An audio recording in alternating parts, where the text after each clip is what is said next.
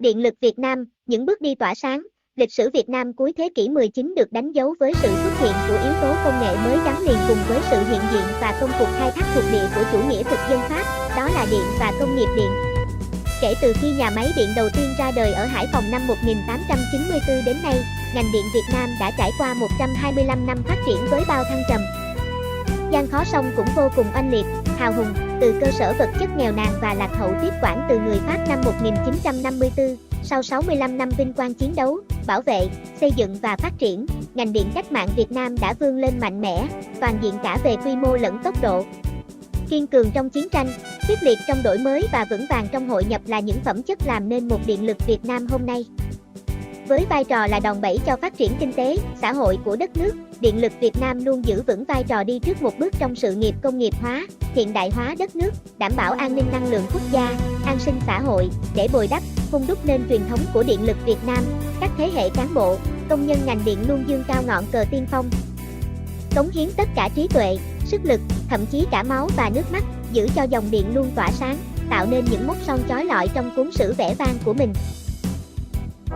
Thời kỳ sơ khai của ngành điện, năng lượng điện được người Pháp đưa vào sản xuất, kinh doanh tại Việt Nam từ cuối thế kỷ 19, với việc bắt đầu xây dựng xưởng điện đầu tiên tại Hải Phòng, nhà đèn Vườn Hoa, năm 1892 và phát điện năm 1894. Sự xuất hiện của điện gắn liền với sự ra đời và trưởng thành của các thế hệ những người làm nghề điện Việt Nam, từ thân phận nô lệ công, nông, đã không ngừng vươn lên vị thế là chủ nhân của ngành điện Việt Nam.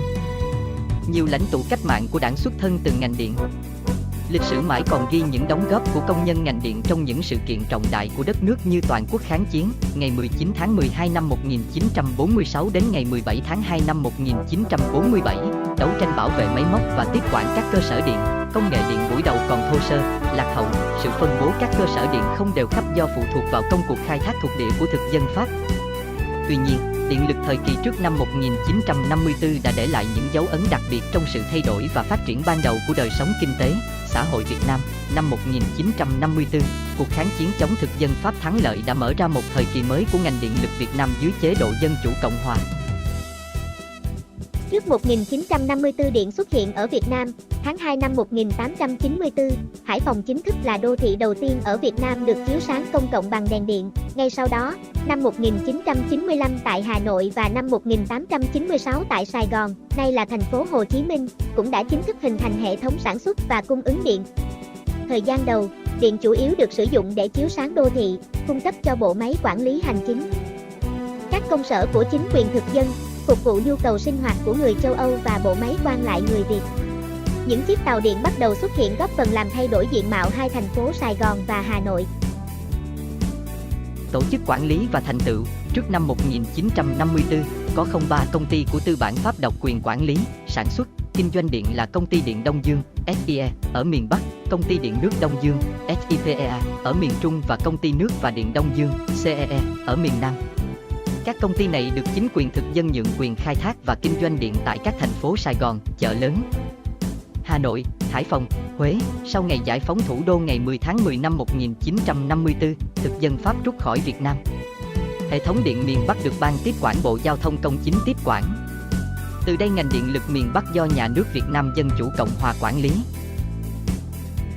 Hệ thống điện Việt Nam. Trước năm 1954, các công trình điện chủ yếu được đặt ở các thành phố lớn như Hải Phòng, Hà Nội, Sài Gòn, Huế.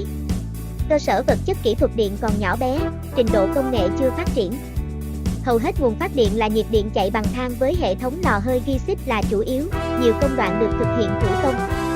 Lưới truyền tải mới hình thành ở cấp trung áp 6,6, 15, 30,5 kV.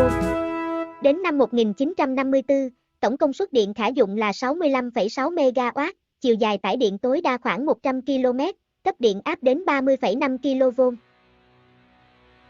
Con người ngành điện, cùng với sự hình thành, phát triển của ngành công nghiệp điện, đội ngũ công nhân điện Việt Nam đã ra đời và từng bước trưởng thành. Trước sự áp bức, bóc lột của chủ Pháp, phong trào đấu tranh của công nhân điện không ngừng phát triển. Từ hình thức đấu tranh tự phát, lẻ tẻ tiến tới đấu tranh tự giác với quy mô ngày càng rộng, có tổ chức, có lãnh đạo thống nhất bởi Công hội Đỗ, Hội Ái Hữu, Hội Công nhân Cứu Quốc, Đảng Cộng sản Đông Dương.